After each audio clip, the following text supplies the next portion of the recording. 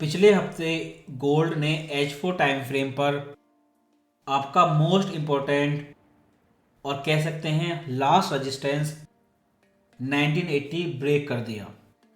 इस लेवल के ब्रेक करने के बाद टेक्निकली किसी भी पॉइंट ऑफ व्यू से आप ये नहीं कह सकते कि गोल्ड मार्केट बुलिश नहीं है।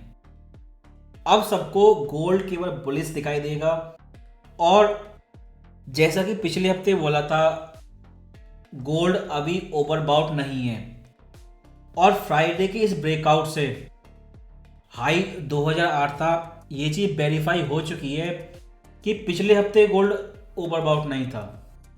लेकिन अब रेजिस्टेंस भी ब्रेकआउट हो चुका है और प्राइस $2000 से ऊपर क्लोज भी हो चुका है और सारी टेक्निकल कंडीशन पूरी तरह बुलिश है। इसलिए अब कह सकते हैं इस हफ्ते गोल्ड ओवरबाउट है और जिसकी वजह से आप बड़ा करेक्शन का इंतजार कर सकते हैं। एक बिगिनर इंट्राडे ट्रेडर के लिए अगर प्राइस इस हफ्ते फिर से 1980 लेवल को रिटेस्ट करता है तो आप बाय कर सकते हैं, लेकिन 1950 लेवल तक अपना रिस्क मैनेज करके रखें और 1980 लेवल से नीचे अगर आप बाय करते हैं तो अब आपका केवल एक ही टारगेट है 2050। इस हफ्ते सबसे बड़ी न्यूज़ है, पहली FOMC है, उसके बाद फ्राइडे को NFP है। पिछली बार NFP पे क्या हुआ था सब लोग जानते हैं। वो लोग 1810 लेवल पे सेल करने के बाद वो लोग अभी भी रो रहे हैं। जिस तरह वो स्ट्रॉन्ग NFP आई थी उसी तरह पिछले हफ्ते स्ट्रॉन्ग GDP नंबर आया था 4.9 नंबर। ये GDP नंबर बहुत ज़्यादा स्ट्रॉन्ग था जिसकी वजह से लगता है कि फेड FOMC स्पीच हॉकिश होगी। आपका रेट हाइक अब नहीं होगा, कंप्लीट हो चुका है। इस समय हम रेट पॉज ट्रेंड में हैं, लेकिन इंपॉर्टेंट चीज़ ये है पहला रेट कट कब होगा। इस स्ट्रॉन्ग GDP न्यूज़ की वजह से फेड रेट पॉज की टाइमिंग बढ़ा सकते हैं। इस पिछले हफ्ते की स्ट्रॉन्ग GDP ने बहुत सारे चेंज कर दिए। पहला, सॉफ्ट लैंडिंग की पॉसिबिलिटी फिर से बढ़ चुकी है। सॉफ्ट लैंडिंग हो या नहीं, लेकिन FOMC से पहले इस चीज़ की पॉसिबिलिटी इस समय सबसे ज़्यादा है।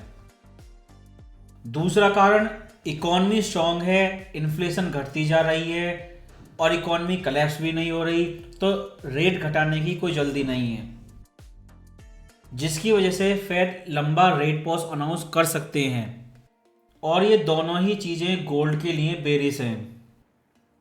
और तीसरा और लास्ट कारण है कि गोल्ड इस समय बहुत ज़्यादा ओवरबाउट है। अगर ये तीनों चीज़ें एक साथ सेलर के फेवर में काम करती हैं तो हो सकता है आपको एक बड़ा करेक्शन देखने को मिले और गोल्ड $50 नीचे आ जाए। इसलिए 1950 लेवल इस हफ्ते अगर फेड स्पीच के बाद रिटेस्ट होता है तो आप बाय करेंगे, लेकिन टारगेट आपका सिर्फ एक ही होगा, 2050 लेवल। GDP स्पीच के बाद मुझे नहीं लगता फेड अर्ली रेट कट की फोरकास्ट करेंगे और रेट कट टाइमिंग फिर से मई 2024 में शिफ्ट हो सकती है और इसके अकॉर्डिंग 1920 आपका मार्केट प्राइसिंग लेवल है। इसलिए इस हफ्ते फेड FOMC स्पीच की वजह से एक बड़े करेक्शन के लिए आप तैयार रहें, क्योंकि इस हफ्ते बहुत सारी न्यूज़ हैं और सारी ही सबसे बड़ी न्यूज़ हैं। FOMC स्पीच, NFP और ISM सर्विस PMI नंबर। क्योंकि GDP सुपर स्ट्रॉन्ग थी, डबल से भी ज़्यादा थी, इसलिए पॉसिबिलिटी है ISM नंबर भी स्ट्रॉन्ग ही आएगा और ये आपके रेट पॉज की टाइमिंग को फिर से बढ़ा सकता है। अगर इस हफ्ते ये सारी चीज़ें गोल्ड के लिए बेरिश सेंटीमेंट क्रिएट करती हैं तो मैक्सिमम आप 1920 लेवल तक रिस्क मैनेज करके रखें। अगर इस स्ट्रॉन्ग GDP के बाद भी, जिसकी पॉसिबिलिटी मुझे कम लगती है, फेड डॉविश स्पीच देते हैं, अर्ली रेट कट के बारे में बोलते हैं, एनएपी भी घट के आ जाती है, जैसा आपने जनवरी के महीने में देखा था। तो उस कंडीशन में गोल्ड डायरेक्ट ही 2050 लेवल तक जाएगा। और ये पहले ही इतना ओवरबाउट है, और ज़्यादा ओवरबाउट कंडीशन की वजह से इसे वर्टिकली ही नीचे आना पड़ेगा। ये सारी चीज़ें इंटरडे टाइम फ्रेम पर क्लियर नहीं है, लेकिन daily time frame most important होता है। और ये एक मोस्ट इम्पॉर्टेंट रेजिस्टेंस था 1984, जो डेली टाइम फ्रेम पर ब्रेकआउट हो चुका है और फ्राइडे को क्लियर ब्रेकआउट है, कैंडलस्टिक इससे ऊपर क्लोज हुई है और इस समय डेली टाइम फ्रेम की RSI भी ओवरबाउट है। और जैसा कि पिछले हफ्ते बताया था, युद्ध खत्म हो चुका है। मंडे से फ्राइडे तक युद्ध की कोई कंडीशन नहीं थी, केवल डिक्रीज हो रहा था। और फ्राइडे को लास्ट कुछ घंटे में न्यूज़ आई और गोल्ड 2000 लेवल से ऊपर ब्रेकआउट हो गया। इसी वजह से पिछले हफ्ते शुरू के 2 दिन ये गोल्ड नीचे आया। लेकिन ये चीज़ आप देखें, गोल्ड जरा सा भी नीचे आया तुरंत ही गोल्ड को बाय किया जाता है।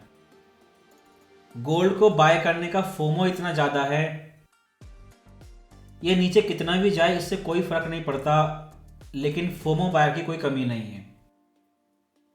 पिछले हफ्ते क्राउड 1947 लेवल पे बिजी थी, इसीलिए उसने ये लेवल रिटेस्ट भी नहीं किया